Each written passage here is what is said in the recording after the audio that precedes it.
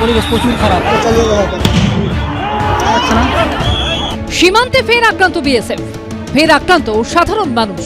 ঘটনার 24 ঘন্টা পরেও থমথমে মালদার সুখদেবপুরে ভারত বাংলাদেশ সীমান্ত। শনিবারের পর রবিবারও থমথমে মালদার ভারত বাংলাদেশ সীমান্ত সুখদেবপুর গ্রাম।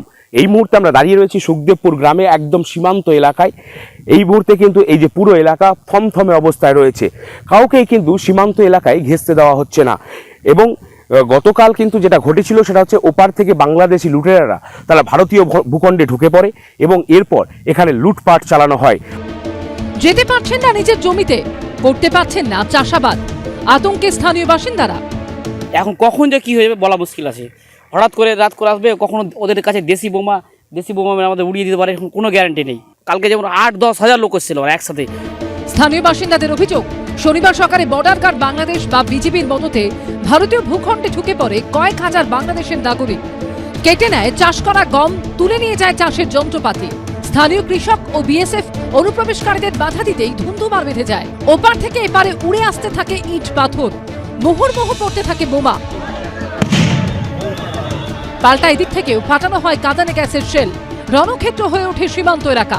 ওপার থেকে ছোড়া পাথরে আহত হন বিএসএফ জওয়ান সহ বেশ কয়েকজন স্থানীয় বাসিন্দা।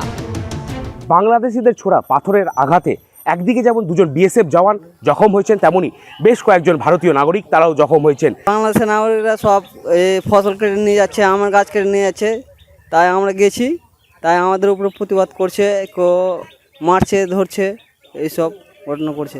ও পাথরের আঘাত। কতজনকে এরকম পাথর লেগেছে? এই 50-60 জনকে। সুখদেবপুর সীমান্তের বেশ কিছুটা এলাকায় নেই কাঁটাতারের বেড়া। এর আগে এই এলাকায় বিএসএফ কে কাঁটাতার দিতে বাধা দেয় বর্ডার গার্ড বাংলাদেশ।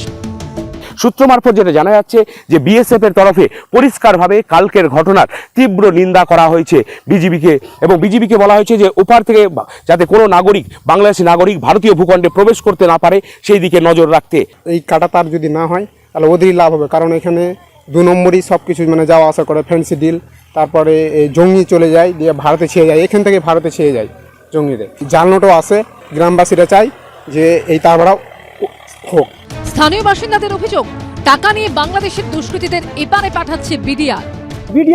50 টাকা করে নিচ্ছে, এক বস্তা গম কেটে নিয়ে চলে যাচ্ছে, আবার আসছে ওর কাছে 50 টাকা নিচ্ছে আর গম কেটে নিয়ে যাচ্ছে। এদিন এলাকা পরিদর্শনে যান বৈষ্ণবনগরের প্রাক্তন বিজেপি বিধায়ক স্বাধীন সরকার। সীমান্ত সমস্যা নিয়ে রাজ্য সরকারকেই দুষেছে গেরুয়া শিবির। আমাদের বর্ডার তো পোরাস বলতে আমাদের ফেন্সিং হয়নি। ফেন্সিং কেন হয়নি? মমতা বন্দ্যোপাধ্যায় জায়গা দেয়নি বলে। দায়িত্ব রাজ্য সরকার, জায়গা দিন, ফেন্সিং হয়ে যাবে, তাহলে রোখা যাবে।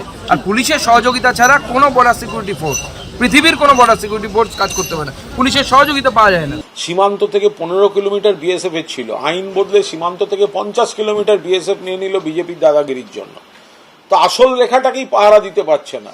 এবার ওপাশ থেকে যদি কোনো অসাধু লোকজন জোর করে ঢুকতে চায়, ইট পাথর গুলি এসব চলে, এখন বিএসএফকে তো তার মোকাবিলা করতে হবে। এতদিন ধরে যেটা নেগলেক্ট করেছেন, যেটা ফেল করেছেন অমিত শাহের দফতর, এখন সেগুলো ভুগতে হচ্ছে আমাদের লাগোয়া গ্রামগুলোকে। পরিস্থিতি নিয়ে গতকালই বিবৃতি জারি করে বিএসএফ। এদিন ফ্ল্যাগ মিটিং হয় বিএসএফ এবং বিজেপি। বিএসএফ সূত্রে খবর, আগামী কয়েকদিন সীমান্ত এলাকার চাষের জমিতে যেতে নিষেধ করা হয়েছে স্থানীয় কৃষকদের। করুণাময় সিংহ রিপোর্ট, এবিপি আনন্দ, মালদা।